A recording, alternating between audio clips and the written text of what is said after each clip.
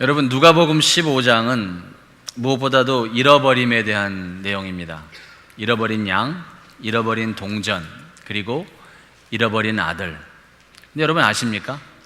사실은 잃어버린 아들들에 대한 가르침이라는 것. 두 아들이 나오는데 한 아들만 잃어버린 것이 아닙니다. 많은 경우에 우리는 돌아온 탕자라고 이해를 하고 한 아들이 잃어버린 것으로 오해를 하는데, 예수님께서 돌아온 탕자의 이야기를 하는 이유는 사실은 죄인들과 세리들이 말씀을 들으러 예수님에게 나오기 때문이 아니라, 말씀을 들으러 나오는 그들을 보면서 서기관과 바리새인들이 원망을 토해놓았기 때문입니다. 그리고 예수님께서 하시는 말씀은 뭐냐면, 바른 생활을 하는 서기관과 세리들이, 바리새인과 서기관들이, 바른 생활을 하는 이들이 잃어버린 영혼이라는 거예요. 물론 다른 나라에 도망간 둘째도 잃어버린 영혼이지만, 오늘 성경에서 얘기하는 것은 뭐냐면, 올바른 생활을 하는 첫 아들도 잃어버린 영혼이라는 것입니다. 왜 이 아들이 잃어버린 영혼인지, 그것에 대해서 오늘 말씀을 통해서 우리가 한번 고민해 보도록 하겠습니다. 다 같이 기도하시겠습니다. 주신 하나님 아버지, 말씀을 펼치며 저희들의 마음을 열어 하늘을 우러러 봅니다. 하나님, 하늘 문을 여시고 저희들에게 말씀으로 저희들을 만나 주시옵소서. 그래서 하나님이 살아계심을 깨닫고 살아계신 하나님을 저희가 말씀을 통해서 인격적으로 만나감으로써 예수로 말미암아 저희가 거듭나며 예수와 동행하는 그러한 예배자, 찬양자 되게 도와주시옵소서. 왜 바리새인과 서기관들이, 죄인과 세리들이 말씀을 들으러 가까이 나올 때 원망했는지 말씀을 통해 깨달으며, 혹시 나는 바리새인이 아닌지, 혹시 나는 마다들처럼 바른 생활을 하면서 잃어버린 영혼이 아닌지 정직하게 자문해보는 시간 되게 도와주시옵소서. 예수님의 이름으로 기도합니다. 아멘. 여러분 생각해 보십시다. 오늘 누가복음 15장 본문을 확대해서 읽어보시면은 한 가지 비유가 세 가지의 단락으로 나오는데, 잃어버린 양, 그리고 잃어버린 동전, 그리고 잃어버린 아들이 나옵니다. 잃어버린 양은 이 지발로 걸어나간 이 둘째와 비슷합니다. 흡사합니다. 잃어버린 양은 이 둘째가 아버지에게 가서, 아버지 유산을 좀 주시면 좋겠습니다. 아버지 버젓이 살아계신데 아버지 죽었으면 좋겠다고 얘기하는 것처럼 아버지를 배신하고 유산을 받아서 조상을 배신해서 땅을 팔아갖고 그것을 챙겨갖고 공동체를 배신하고 다른 나라에 가서 돼지와 함께 어우러 사는 일까지 하는, 하나님을 배신하는 일까지 하는 죽일 놈, 못된 놈, 둘째 아들. 근데 두 번째 단락은 잃어버린 동전이 나옵니다. 여러분, 동전은 스스로 자의가 없는 상황이지 않습니까? 그리고 재밌는 것은 뭐냐면, 동전은 잃어버렸는데 집 안에 있다는 거예요. 유대인들의 집은 어둡습니다. 이렇게 우리처럼 조명이 잘 되어 있지 않고 이 유리창이 없는 상황이기 때문에 집 안에서 무엇을 잃어버리면 찾기가 쉽지 않습니다. 근데 잃어버린 영혼에 대해서 주님께서는 분명히 말씀하시는데, 첫 번째는 잃어버린 양을 찾아오는 목자가 나오고, 그리고 두 번째는 집 안에 있는 잃어버린 동전. 마치 큰아들이, 맏아들이 집 안에 있으면서 밭에 나가서 일하고 아버지와 항상 함께 있지만 사실은 큰아들이 잃어버린 영혼이라는 것을 미리 보여주시기 위해서라도 이 동전이 집 안에 있는데 잃어버린 것을 보여주십니다. 그리고 세 번째, 두 아들이 나오는데, 한 아들은 확실하게 몸과 마음이 떠났습니다. 둘째 아들 같은 경우는 아버지에게 가서 유산을 달라고 그러고 다른 나라에 가는데 몸도 떠나지만 마음도 떠난 것을 보여줍니다. 많은 경우에 우리가 성경 공부를 하고 말씀을 볼 때 거기서 끝나요. 근데 예수님은 오늘 이 비유를 하신 말씀이 죄인들과 세리들이 찾아오기 때문에 죄인들과 세리들에게 한 말씀이 아니에요. 누구한테 한 말씀이죠? 바리새인과 서기관들에게, 종교인들에게. 바리새인과 서기관들은 어떤 사람들입니까? 예루살렘 공동체에서, 예배 공동체에서, 거기서 그들은 생활을 하던 사람들이었습니다. 바리새인들은 경건주의자들이었고 서기관들은 성경 신학을 잘 안 들 사람들이었습니다. 다시 말해서 알만한 사람들이 바리새인과 서기관들인 거예요. 알만한 사람들이, 문제가 뭐냐면 죄인들과 세리들이 예수에게 나아가서 말씀을 들으려고 하는데 불평불만을 하고 원망을 토해놓으면서 예수님의 말씀 사역을 방해놓고 있었다는 거예요. 그러니까 예수님께서 하시는 말씀이 비유를 말하는데 잃어버린 양, 잃어버린 동전, 그리고 잃어버린 영혼에 대해서 얘기를 하는데, 다시 말해서 마다들이 바리새인과 서기관들처럼 잃어버린 영혼이라는 것을 우리에게 보여주시는 것입니다. 마다들은 어떻게 잃어버린 영혼인가? 그리고 제가 부담이 있다면, 저에게는 목회자이니까 부담이 있어요. 이게 뭐냐면, 물론 이 건물 밖에 있는, 우리 교회라는 공동체 밖에 있는 분들에게 전도하고 선교하는 그 부담도 있지만, 제 자신이 기독교 가정에서 자라고, 그리고 제 자신이 집 안에서 잃어버린 영혼이었기 때문에 저는 특별하게 집 안에서 잃어버린 영혼들에 대한 부담이 있습니다. 무슨 말씀이냐면, 저는요, 저희 할아버지께서 평양에서 예수를 영접을 하셨는데, 외국인 선교사를 통해서 예수님을 영접을 하셨어요. 평양에서. 1800년도 말기 1900년도 초 그 당시에 평양 대부흥 운동이 있을 그 당시쯤 해서 할아버지가 평양에서 예수님을 영접하시고, 동양적인 사고방식에서 상투를 풀으시고 하면서 집에서 거의 쫓겨나다시피 하시면서 예수를 영접하시고, 그리고 저희 어머니 또 가정, 또 저희 아버님 가정에서 이북 분들인데, 45년과 전쟁 50년 중간 사이에 이 월남을 하신 분들이에요. 따로따로. 저희 아버님 같은 경우는 여러분 다 흔히 듣는 얘기지만, 이 38선을 넘어오다가 러시아 군대에게 잡혀갖고는 돌려보내고, 다시 오다가 또 잡혀갖고는 하는 일을 몇 번 반복하시다가 내려오셔갖고는 인왕산 기슭에서 이 둥지를 트시고 저희 어머니와 아버님이 사셨는데, 저는 어렸을 때 저희 동네 사람들이 다 이북말을 했기 때문에 저는 어려서는 이북말이 서울 표준어인 줄 알고 자랐던 사람입니다. 그래서 저 같은 경우는 우리 교회에서 왜 약간 이북 사투리 쓰시는 성도님들의 말씀이 그 표현이 제 귀에는 너무도 구수해요. 상구도 그랬어? 그렇게 하면은 제가 그냥 뭔가 어렸을 때 제가 이 기억이 확 나는데, 저는 어려서 정말 부모님이 그런 어떤 형식적인 종교 생활을 하시는 분들이었어요. 저희 큰아버지는 이제 느지막이 목회를 하셔갖고는 이 38선 근처 휴전선 근처 달동네 목회를 하셨고, 마지막에는 부산에 내려가시고 달동네 목회하시다가 이제 얼마 전에 소천의 부르심을 받으셨는데, 그래서 저는 그래서 어렸을 때부터 저는 성경 읽고 그런 게 가깝고, 그리고 저는 혼자서 교회를 잘 다녔어요. 예전의 기억으로는 저희 집에서 교회가 꽤 멀었던, 언덕을 한참 올라갔던 걸로 기억을 했는데, 제가 옛날 살던 집에 가보니까 웬걸 걸어서 한 30초만 가는 언덕도 아니라 그냥 가파른 길인데, 옥인동에 있는 감리교회인데, 제가 어렸을 때 거기를 혼자서 다니고 그랬어요. 저는 교회 다니는 게 너무너무 좋았어요. 교회에 있으면, 그리고 주일학교 때 뭘 배워서 중요한 것이 아니라, 저는 그냥 주일학교에 가면 좋았어요. 그냥 포근하고, 선생님들이 뭐를 가르쳤는지 저는 기억은 안 나지만 그냥 교회에 가면은 내 집 와 있는 것 같았고, 너무도 좋아서 부모님들께서 때로는 주일에 교회를 안 가셔도 저는 혼자서 그냥 교회를 잘 혼자서 다녔던 그런 사람이었고, 제 주위에는 교회를 다니면서도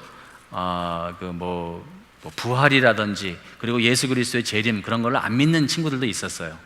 근데 저는 예수 그리스도의 재림이 너무 믿어지는 거예요. 당연하죠. 그리고 삼위일체 너무 이게 믿어지는 거예요. 우리와 다르신 하나님, 거룩하신 하나님, 그리고 이러한 내용들이 어렸을 때 너무도 저에게 다가오고, 하나님이신데 무엇을 못하실까? 성경에 나오는 모든 내용들이 하나님이 하시는 내용들이니까 안 믿어지는 게 저는 어렸을 때부터 없었어요. 저는 사실 쭉 제가 성장하면서 제가 한 번도 성경에 나온 거 읽으면서 에이 이건 너무했다 한 적이 한 번도 없어요. 왜? 하나님이시니까. 하나님이 하시겠다는데 죽은 자도 살아날 것이고 해도 붙잡을 수 있으신 것이고 뭐를 못 하시겠어요, 우리 하나님께서. 그래서 어렸을 때 쭉 그러고 자라고, 제가 대학교 가서는 교회에서 대학생 회장도 하고, 청년부 회장, 주일학교 교사, 어린애들 주일학교 교사, 영어 조금 한다는 그 죄 때문에 항상 불려다니면서 설교 통역도 하고 가르치기도 하고 하는 일들을 쭉 했어요. 전도도 하고 안 믿는 친구들에게 야, 우리 수련회 있다 같이 가자. 그래갖고는 예전에 그 김중건 목사님 그 CCC 그 비전 그 캠프 갈 때 막 가서 뭐 흔히 말하는 은혜도 받고 뭐 기도도 하고 뭐 하는 거 쫙 했었는데, 문제는 거듭은 났지만, 제 생각, 제 경험을 얘기하는 겁니다. 거듭은 났지만 예수님과 인격적인 동행함이 없었어요. 이러한 부분들은 신학적인 부분으로 조금 제가 나중에 펼쳐 가야 되겠지만, 제 포인트는 뭐냐면, 저는 교회 다니는 것이, 전도하는 것이, 예배 드리는 것이, 찬양하는 것이, 헌신하는 것이, 그것이 저의 의로 저는 착각을 하고 있었어요. 근데 하나님께서 긍휼을 베푸셔갖고 그게 저의 의가 아니라, 그리고 제가 저의 의로는 하나님 앞에 설 수 없음을 보여주시면서 예수 그리스도의 의로만 내가 설 수 있다는 것을 깨닫기 시작했을 때, 저는 솔직히 비로소 제가 예수님과 인격적인 동행함을 시작했다라고도 말씀드릴 수 있겠습니다. 그래서 저는 특별히 교회 안에 있으면서 잃어버린 영혼들에 대한 부담이 있어요. 그리고 교회 안에서 잃어버린 이 마다들은 무엇보다도 분노함이 있었고, 불만이 있었고, 분열이 있었어요.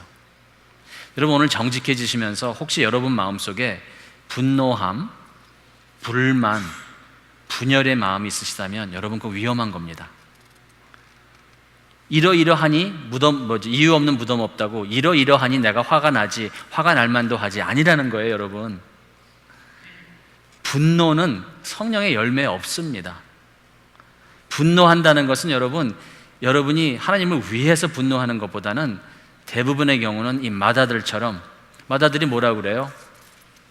29절에 보시면 아버지께 대답하여 가로되 내가 여러 해 아버지를 섬겨 명을 어김이 없거늘 내게는 염소 새끼라도 주어 나와 내 벗으로 즐기게 하신 일이 없더니. 사실 누가복음 15장 29절은 안타까운 번역입니다. 왜냐하면 우리 한국 언어가 이 양반 언어다 보니까 이게 번역이 아주 고급 한국어로 번역이 돼버렸어요. 아버지께 대답하여 가로되가 아니라는 거예요. 원래 원어의 그 표현은 아버지께 반박하여 오히려 어떻게 소리 지르되가 맞습니다. 다시 말해서 아버지께 대답하여 가로되 내가 여러 해를 아버지를 섬겨 명일 어금이 없거늘 내게는 염소 새끼라도 주어 섭섭합니다 아버지가 아니라는 거예요. 오늘 읽은 이 15장 29절에 나오는 누앙스는 뭐냐면, 야, 내가 이 늙은이, 야 늙은아, 내가 정말 보다 못 참겠다. 내가 도대체 너 때문에 내가 미치겠다. 저놈 멀리 도망가고 너한테 재물 다 챙겨갖고 도망갔다 온 녀석은 얼굴 내 새끼 하면서 받아주면서 살찐 송아지를 잡아갖고 잔치를 해. 어이고, 내가 네 밑에서 내가 뼈 빠지게 고생하고, 나 지금 어디서 온지 알아? 밭에서 왔어. 그리고 내가 당신을 위해서 내가 지금까지 이렇게 수고하고 애썼는데 당신이 나한테 해준 게 뭐가 있어? 염소 새끼라도 하나 더 잡아서 나한테 해줬으면 내가 네 말 안 해.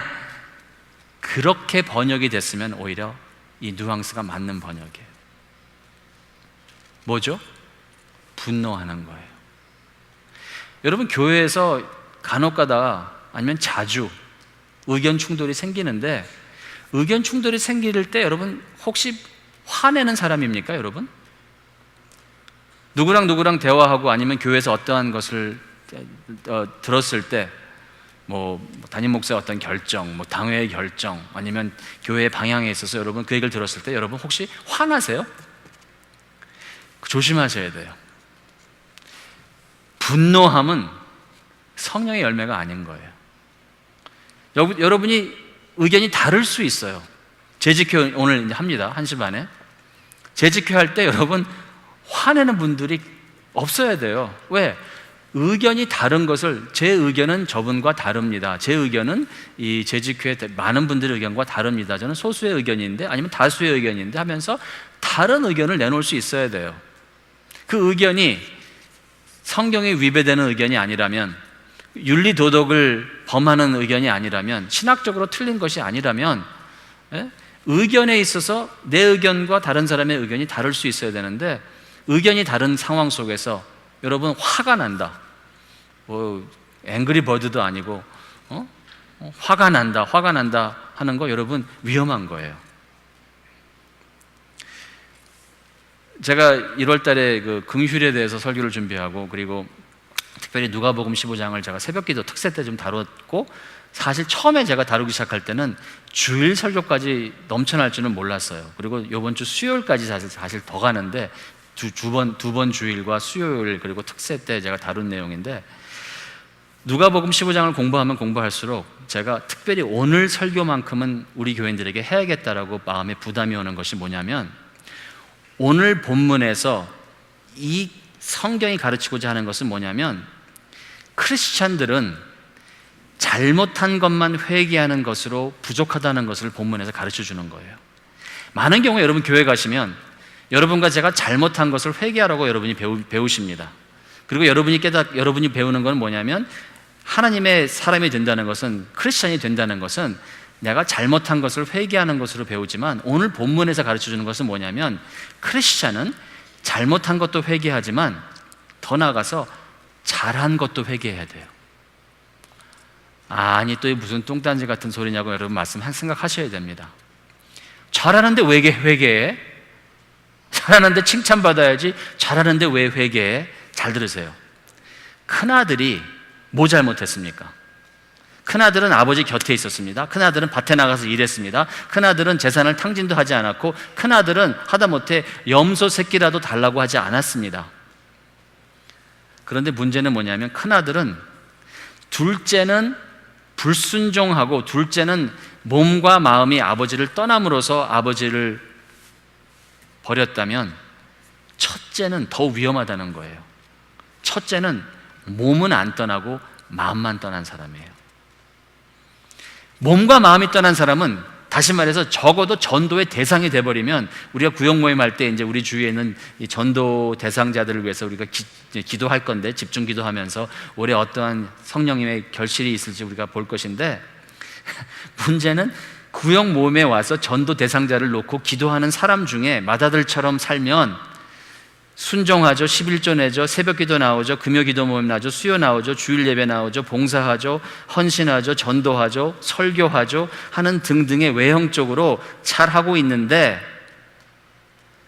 그것이 이 정도 하니까 맏아들처럼 이 정도 하면 나는 염소 새끼 정도는 얻어먹을 사람은 됩니다 라고, 이 정도 했으면, 내가 하나님을 위해서 이 정도 섬겼으면, 내가 하나님을 위해서 이 정도 희생했으면 하나님이 적어도 나의 건강은 지켜주셔야 되고, 내가 하나님께 이 정도 희생하면 하나님이 나의 재산은 어느 정도는 지켜주셔야 되고, 내가 하나님께 이 정도 드리면 하나님이 어느 정도는 나한테 해주셔야 될 의무가 있다고 여러분 생각하시면 맏아들입니다.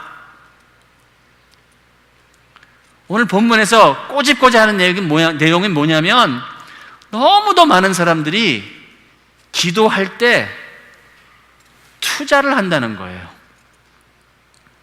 하나님께 이만큼 기도하면, 작심 기도할 경우에, 저는 뭐 작정 기도하지 말라는 건 아니지만, 여러분 작정 기도하실 때 여러분 두려워하셔야 돼요. 여러분 마음이 정말, 여러분 마음 여러분 믿으면 안 돼요. 우린 다 죄악성이 있기 때문에 우리는 스스로를 의롭게 하고자 하는 그러한 죄악성이 항상 꿈틀거리고 있습니다. 여러분이 기도하실 때 여러분 왜 기도하십니까? 어떤 분들은 기도하시다가 화내는 분들이 있어요. 어떤 분들이냐면, 기도를 이 정도 하면 하나님이 응답하실 때도 됐다라고 생각한다든지, 아니면 내가 이 정도 교회를 위해서 희생했으면 하나님은 내 기도 정도는 들어주셔야 된다고 생각하는데, 삶이 내가 원하는 대로 안 틀린다는 거예요. 내가 바랬던 대로 내 삶이 전개가 되지 않는다는 거예요. 그런 마음속에 이 불편해지기 시작을 하면서, 사실은 하나님에 대한 진노가 하나님은 눈에 안 보이시기 때문에 눈앞에 보이는 사람들에게 불편한 노여움으로 나타나기 시작을 합니다. 여러분, 제가 거듭 말씀드리지만 경직은 경건이 아닙니다. 여러분, 신앙생활 하시면서 제가 여러분과 같이 신앙생활 하면서 때로는 정말 두려운 마음이 있어요. 어떤 분들은 다가가기 힘들게 경직되신 분들이 계세요. 그 경직의 모습이 경건의 모습으로 오해하시는데, 여러분, 제가 아마 죽을 때까지, 제 목회 끝나는 날까지, 그리고 끝나고 난 후에도 아마 외칠 내용이 뭐냐면, 우리 하나님 아버지께서 받으시는 경건함은, 우리 하나님 아버지께서 받으시는 거룩함은, 우리 하나님 아버지께서 받으시는 경건함은 고아와 과부를 그들의 환난 중에 돌아보고 자신을 지켜 새 속에 물들지 아니하는 그것이니라. 아멘. 믿으십니까, 여러분? 믿죠? 경직함이 경건함이 아니에요. 물론 자유분방함은 자유함이 아닙니다. 어떤 분들은 나 자유해, 성령 안에서 자유해 하면서 자유분방하게 나가는 분들이 계세요. 여러분, 성경에서 얘기하는 자유는 온유와 절제의 자유고, 성경에서 얘기하는 자유는 세상에서는 할 수 없는 자유, 즉 원수를 사랑하는 자유가 있다는 거예요. 세상은 원수 사랑할 수 없습니다. 세상은 이 믿음의 눈으로 나가지 못하기 때문에 평강이 없습니다. 근데 성경에서 얘기하는 성령의 자유는 상황이 힘든데 내가 평온할 수 있는 자유가 있다는 거예요. 그리고 내가 나를 위해서 쓰는 자유는 자유가 아니라 자유분방입니다. 성도의 자유는 나를 위해서 쓰는 자유가 아니라 다른 사람을 위해서 쓰는 자유가 진정한 자유입니다. 여러분, 기도 왜 하십니까? 만약에 여러분과 제가 기도할 때 응답 받으려고 기도하신다면 계속 그 기도 하시지만 그 기도는 부족한 기도입니다. 기도는요, 당연히 응답 받기 위해서 기도합니다. 하다못해 하나님께서는 일용할 양식을 위해서 기도하라고 하셨으니까 우리는 일용할 양식을 위해서 기도해야 됩니다. 기도에 분명히 supplication, petition이 들어갑니다. 하지만 그게 기도가 다가 아닌 거예요. 종교인들은, 팀 켈러 목사님의 설교를 제가 몇 편 들었는데 이 부분에 대해서 많은 인사이트를 제가 배웠는데, 팀 켈러 목사님 하시는 말씀이 그래요. The religious go to God to get things from God. However, the children of God go to God to get God. 설명해 드릴게요. 종교인들은 기도하는 이유가 신으로부터 얻기 위한 수단이다, 기도는. 하지만 하나님의 자녀들은 기도하는 이유가 하나님을 얻기 위해서 기도한다는 거예요. 오늘도 우리 주 예수 그리스도를 육신의 눈으로 보지 못하였으나 사랑하시는 주의 귀한 성도님들이요, 기도하십시오. 하지만 기도하실 때 예수의 이름으로 무엇을 얻기 위해서 기도하지 마시고 예수의 이름을 얻기 위해서 기도하시는 주의 축복이 임하시기를 주님의 이름으로 축원합니다. 기도하십시오. 하지만 기도하실 때 하나님으로부터 무엇을 얻고자 하는 그 기도도 하시지만, 일용할 양식을 위해서 여러분 기도하시지만 하나님을 얻기 위해서 기도하십시오. 날마다 매 순간마다 주님과 동행하기 위해서 여러분 기도하십시오. 여러분, 기도는 해야 되는 것입니까? 아니면 하고 싶은 것입니까? 하고 싶은 것이 되어야 돼요. 여러분, 기도하는 자체가 축복입니다. 여러분, 기도하는 자체가 하나님의 그 아름다움을 체험하는 시간이 되어야 됩니다. 그런데 이 기도를 신으로부터 무엇을 얻기 위한 수단으로 생각하시는 분들은 이 어떤 종교적인 이 영적 우월감이 생기고, 왜? 기도 많이 하니까. 그래서 새벽 기도 나오시는 분들 중에서, 혹시 우리 교회엔 그런 분들 없지만 새벽 기도 나오시는 분들 중에서는 새벽 기도 안 나오는 사람들을 멸시하는 거 조심하셔야 돼요. 봉사하시면서 봉사 안 하는 사람들, 여러분, 다른 분들이 왜 봉사 못 하는지 우리는 정말 모릅니다. 그분이 어떠한 영적인, 육체적인, 정신적인 장애가 있는지, 힘듦이 있는지. 여러분, 봉사하시면서 봉사 안 하는 사람 깔보시면 절대로 안 돼요. 조금 더 나가서, 개혁주의 교회니까 이 부분은 정말 다뤄야 되는데, 개혁주의 신학이 우리를 구원하지 않습니다. 하지만 틀린 신학을 선호해서는 안 되는 것인데, 근데 저 같은 경우도 개혁주의 신학을 일찍이 접하면서 제가 다른 교회 아니면 다른 어떤 집회 속에서 강대상에서 성경 말씀이 나오는데 윤리도덕적으로 나올 때 예전에는, 그리고 앞으로도 그런 위험은 항상 있는데, 그런 설교를 들으면서 막 판단하고 정죄하는 그러한 예전에 어리숙한 때도 있었어요. 올바른 신학을 갖는 것은 중요하나 다른 건강하지 못한 신학을 가진 사람들을 비하하고 편론하고 깔보는 것은 위험합니다. 왜? 신학이 우리를 구원하지 않습니다. 새벽 기도가 우리를 구원하지 않습니다. 헌신이, 전도가, 열심히. 제가 이런 설교하면 꼭 어떤 분은 목사님 그런 설교하면 교회 안 커요 라고 하시는 분이 계시는데 또 아차 싶습니다. 또 실수했다 싶어요. 근데 솔직히 저는 한국 교회 문제가 급성장하면서 성도를 제자로 만들기 전에 목회자들의 문제입니다. 성도를 소비자로 급화시키는 문제가 있다고 저는 생각을 합니다. 저는 여러분들이 맏아들이 되는 게 싫습니다. 저는 여러분들이 새벽 기도 나오시는 거 좋습니다. 수요 예배 나오시는 거 좋습니다. 금요 기도 모임 나는 거 좋습니다. 나오셔야 됩니다. 주일 예배에 이렇게 모셔서 이렇게 경청하시면서 말씀을 사모하시는 거 좋습니다. 하지만 이러한 것을 여러분 하나님을 통해서 무엇을 얻고자 하는 투자의 시간으로 여기면 안 된다는 거예요. 이러한 시간을 통해서 여러분이 하나님을 만나셔야 되는 것이고, 하나님을 인격적으로 만나셔야 되고, 하나님을 인격적으로 만나고 알아가는 일에 있어서 여러분 하나님을 통해서 하나님을 어떠한 다른 것을 얻기 전에 여러분이 하나님을 얻으셨으면 좋겠다는 것이 제 바람이고 제 목회의 어떠한 소견입니다. 팀 켈러 목사님 이런 말씀도 하셨어요. 이번 주에 제가 그분 여러 번 코트하는데, The religious find God useful, but the children of God find God beautiful. 여러분 기도가 유익합니다. 하지만 여러분 하나님을 여러분이 유익한 존재로, 내가 예수의 이름으로 기도하면 무엇을 얻을 수 있겠구나, 내가 하나님께 기도하면, 내가 기독교의 이 틀 안에서 하나님께 기도하면 하나님이 도움을 주신다, 하나님을 유익한 존재로 보는 것은 여러분 위험하다는 거예요. 왜? 그것은 종교인들도 하는 거기 때문에. 하나님의 자녀들은 하나님께 기도하는 이유가 하나님이 유익하기 때문이 아니라 하나님이 아름답기 때문에 기도해야 된다는 것입니다. 여러분 왜 기도하십니까? 기도해서 하나님으로부터 무엇을 얻기 위해서 아니죠. 하나님을 얻기 위해서 기도하셔야 됩니다.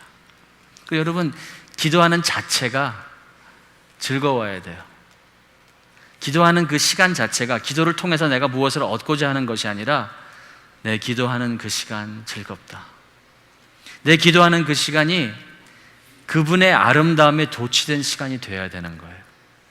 근데 많은 경우에 여러분과 저의 기도는 그냥 쭉 리스트를 뽑아갖고 하나님께 내가 작정 기도하고, 내가 열심히 기도하고, 내가 크게 기도하고, 내가 모질게 기도해서 내가 저분의 마음을, 내가 보좌를 흔들어갖고 내가 저분으로부터 내가 뭐를 얻어야 되는 생각으로 하고 기도를 하는 경우가 있다는 것입니다. 자, 그런 기도도 계속 하시지만 여러분 그 기도에 더불어 한번 하나님의 아름다움에 도취된 기도를 한번 해보세요. 여러분 아십니까? 똑같은 해에 똑같은 하늘인데 아침 해가 뜰 때, 동이 터올 때의 빨간 하늘과 해가 질 때의 그 빨간 하늘의 색깔이 다르다는 것. 아니 똑같은 노을이라 할지라도 똑같은 해가 똑같은 하늘에, 똑같은 서쪽 하늘에 해가 지는데 5분 전에 그 색깔하고 지금 색깔하고 5분 후의 색깔이 여러분 다르다는 것 좀은 아시죠? 여러분 하늘에 수많은 별들이 있는데 낮에는 해가 있기 때문에 보이지 않다가 해가 질 때 별들이 반짝반짝하기 시작하는데, 여러분 어렸을 때 우리가 잘 알던 그 동요 노래들, 반짝반짝, 작은 별, 이거 통역하시는 분들은 목사님이 갑자기 이거 하니까 지금 약간 긴장할 수밖에 없는 상황인데, 여러분 하늘의 별들이 그냥 뭐 가로등처럼 쭉 조명하지 않습니다. 하늘의 별들이 반짝반짝 됩니다. 그리고 이 길거리에 있는 나무들도 가만히 있질 않습니다. 바람 불 때 이 나무의 가지들이 하늘을 향해서 한 그 모습이 바람이 불 때 하나님께 무엇인가를, 시편 19편에 나오는 얘기지만 하늘은 하나님의 영광을 선포하고 궁창이 하나님의 영광을 우리에게 나타내는 그 지식이, 언어가 우리가 흔히 얘기하는 그것이 아니라 이 온 우주가 하나님이 지으실 때 하나님의 영광 중에 무에서 유를 창조하신 하나님께서 지구를 만드시고 지구에게 적합한 달을 만드시고, 달과 해는 엄청나게 다른 사이즈인데, 제가 알기로는 아마 해가 달의 50배가 큰 건데, 놀랍게도 해를 달보다 50배나 먼 거리에 두셔갖고 지구에 있는 사람이 이렇게 하늘을 보면 달의 사이즈하고 해의 사이즈가 똑같습니다. 요만큼도 차이가 나지 않도록 정확하게 좌우로 잰 듯한 해와 달이 일치되는 그 모습을 한 번이라도 여러분 보시면, 성경을 안 읽어도 그 자리에서 무릎을 꿇고 온 만유의 주제이신 하나님을 찬양하지 않을 수 없습니다. 하늘의 별들을 보고 하늘에 흘러가는 구름을 보면서 하나님의 영광 중에 거하시는 하나님, 구름 타시고 오시는 예수 그리스도를 생각하지 않을 수 없는 것이고, 물소리가 흘러갈 때 그 예전에 그 언어가 구음이 같았을 때 바벨탑에서 그 구음이 흩어지기 전에 그 언어는 어땠을까 생각할 수밖에 없는 것이고, 정말 물소리 흘러가는 시냇물 속에서도 하나님이 찬양된다는 사실을 깨달아서 여러분 자연 속에서 걸어가시면서, 그리고 여러분과 제가 하루 살아가면서 우리 주위에 있는 사람들의 그 아름다운 모습에 도취되면서, 우리가 하나님의 형상으로 지으심을 받았기 때문에 우리도 창의력이 있어서 우리도 창조할 수 있어, 다른 사람의 창의력이 있는 음악을 들을 때 하나님을 찬양하지 않을 수 없는 것이고, 어떠한 사람의 창의력으로 그림을 봤을 때 우리가 숨 넘어가듯이 정말 멋있다라고 얘기하면서 그것을 보면서 창조주 하나님을 찬양하지 않을 수 없다는 것입니다. 쉬지 말고 기도하라. 여러분 그게 무엇인 줄 아십니까? 골방에 들어가고는 문 걸어 잠그고 일하지 않고 그냥 어떻게 하나님한테 매달려갖고 하나님 주시옵소서 하는 것이 기도라고 생각하십니까? 절대로 아닙니다. 쉬지 않고 기도한다는 것은 쉬지 않고 하나님을 의존하는 것이며, 쉬지 않고 기도한다는 것은 기도가 하나님에게 무엇인가를 얻어내고자 하는 것이 아니라 기도가 하나님의 아름다움에 거하는 것이기 때문에, 쉬지 않고 기도하는 사람은 항상 하나님의 아름다움에 거하는 사람들입니다. 항상 하나님의 아름다움에 거함으로 그 아름다움에 거하는 기도 속에서 정말 하나님과 대화하고 하나님의 그 달콤한 복음의 그 뜻을 깨달아가는 것이야말로 하나님이 바라시는 기도라고 저는 말씀드릴 수 있겠습니다. 근데 종교인들은 기도를 유익하게 생각을 하고 신앙생활을 유익하게 생각합니다. 기도해서 뭘 얻어야지, 예배드려서 뭘 얻어야지. 얻을 수 있고 생길 수 있지만, 여러분 하나님을 통해서 다른 것을 얻기 전에 하나님을 얻으시는 축복이 임하시기를 주님의 이름으로 축원합니다. 그리고 오늘도 예수 그리스도를, 그리고 하나님을 육신의 눈으로 보지 못하였으나 마음의 눈으로 바라보시는 주의 백성들이요, 여러분 기도하실 때 하나님의 아름다움에 도취되어서 한번 기도 한번 해보세요.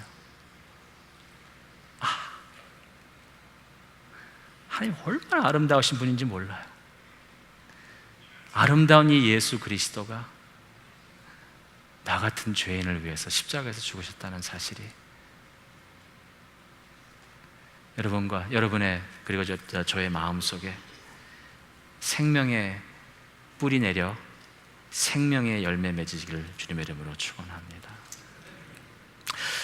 마지막으로 이 큰아들은 분노의 마음, 불만의 마음 외에 분열의 마음이 있었어요. 31절과 32절에 보시면 아버지가 이 분열을 하는 이 아들에게, 너는 항상 나와 함께 있으니 내 것이 다 내 것이로되 이 내 동생은 죽었다가 살았으며 내가 잃었다가 얻었기로 우리가 즐거워하고 기뻐하는 것이 마땅하다 말씀하는데, 여기서 끝나요. 이 맏아들의 행동, 바리새인과 서기관들은 참 신기하지 않습니까? 본인들의 의의가, 본인들이 하나님 앞에 설 수 있는 그 자격이 남들과 다르게 그들은 경건했고, 바리새인들 남들과 다르게 그들은 성경을 알았기 때문에 그들은 경건함이 그들의 의였고 그들은 성경을 아는 것이 그들의 의였습니다. 근데 예수님께서는 성경에서 뭐라고 말씀하시냐면 우리가 심판날에 하나님 앞에 설 수 있는 것은 우리의 경건함이 아니라 예수의 구세주 되심이라는 거예요. 우리가 심판날에 하나님 앞에 설 수 있는 것은 우리가 경건해서가 아니라 경건하신 예수 그리스도가 경건하지 못한 우리를 위해서 대신 죽으셨기 때문이라는 것입니다.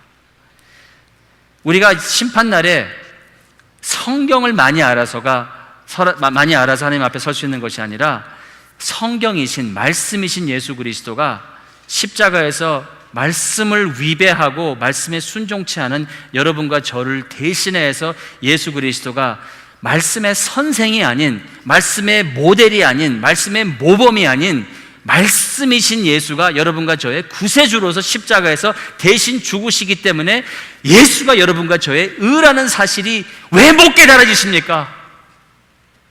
왜 어찌해서 여러분과 제가 우리의 경건과 우리의 성경 지식이 우리를 구원할 것이라고 착각하십니까?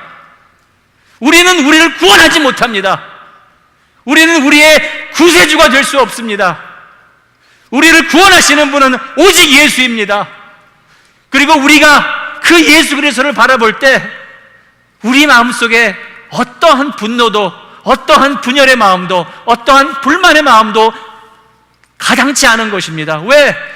예수 그리스도가 우리가 아직 죄인 되었을 때 우리를 위해서 십자가에서 죽으셨는데 우리가 용서 못한 사람이 어디에 있고 예수 그리스도가 하나님의 독생자 아들로서 온전하신 하나님 스스로 그분으로서 하늘나라의 영광의 그 주님께서 당신의 영광을 버리시고 우리 같은 나 같은 죄인을 위해서 예수 그리스도가 대신 죽으셨다면 내가 재산을 잃어도 건강을 잃어도 예수가 나의 건강이고 예수가 나의 재산인데 내가 무엇을 더 바라겠습니까? 내가 오늘 무엇을 더 바라기 위해서 하나님께 나가면서 주여 예수의 이름으로 내가 이것을 간구하니 이거 안 주면 나 신앙생활 안 해요. 그런 말이 어디서 나온다는 것입니까? 오늘도 우리 주 예수 그리스도를 보지 못하였으나 사랑하시는 주의 백성들이여, 예수의 이름으로 무엇을 얻으려고 하지 마시고 무엇을 잃을지라도 예수의 이름을 얻는 여러분 되시기를 주님의 이름으로 축원합니다. 예수의 이름을 얻기 위해서 다 버릴지라도 예수의 이름을 얻으면, 예수의 마음을 얻으면, 예수의 마음을 얻으면 우리 주위에서 예수를 모르는 사람들을 볼 때 깔보지 않습니다. 예수의 마음을 얻으면 이 둘째 아들처럼 지가 지지리도 못 나갔고 지가 스스로 절로 나가서 지지리도 못난 삶을 살다가 돼지보다 못한 삶을 살지만 그 녀석이 돌아왔을 때 너 왜 왔어? 너 같은 놈이 무슨 낯짝으로 돌아왔어라고 나오지 않습니다. 왜? 아버지가 기뻐하시는데, 예수님이 기뻐하시는데, 아버지의 마음을 가진 사람들은 아버지가 슬퍼할 때 슬퍼할 줄 알고 아버지가 기뻐할 때 기뻐할 줄 아는 사람들입니다. 분노, 불만, 부정적인 어떠한 분열의 마음, 하나님이 주시는 마음이 아닙니다. 예수의 마음을 갖는 주의 백성 되시기를 주님의 이름으로 축원합니다.